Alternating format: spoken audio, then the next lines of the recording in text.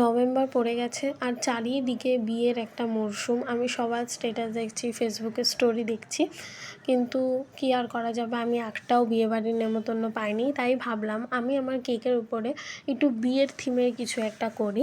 কি ভাবছো, এটা আমি নিজের জন্য করেছি, এক্সপেরিমেন্টের জন্য? একদমই না। সত্যি বলছি, নিজের জন্য কাজ করতে আমার একদমই ভালো লাগে না, যেটা কাস্টমারদের কেকের উপরে কাজ করতে বেশি এক্সাইটমেন্ট লাগে। যাই হোক, এই কেকটা অর্ডার দিয়েছিল আমারই একজন নিউ ক্লায়েন্ট, যে হিনবটর থেকে আমার কাছে অর্ডার দেয়। সে আমাকে একটা রেফারেন্স ছবি পাঠায়, সেটা বেন্টো কেকের ওপরে ছিল, কিন্তু সে ফন্ডেন্টের ওপরে একটু কাজটা চাইছিল, মানে সেমি ফন্ডেন্টের ওপরে।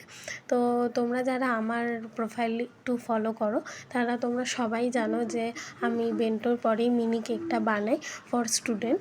তো আমি তাকে সাজেস্ট করি বেন্টোটা খুবই ছোট হয়ে যাবে, তুমি মিনি কেকটা নাও। তো অনেক ডিসকাশনের পরে সে রাজি হয় এবং বলে হ্যাঁ ঠিক আছে, তুমি মিনি কেকের ওপরেই বানিয়ে দাও। আর এই কেকটার ফ্লেভার ছিল হলো ভ্যানিলা ফ্লেভার।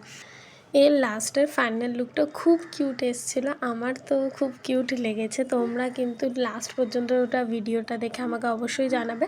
আর দেখো, আমি থালা ভরে কত মন্ডা মিঠাই, কত আইটেম বানিয়েছি।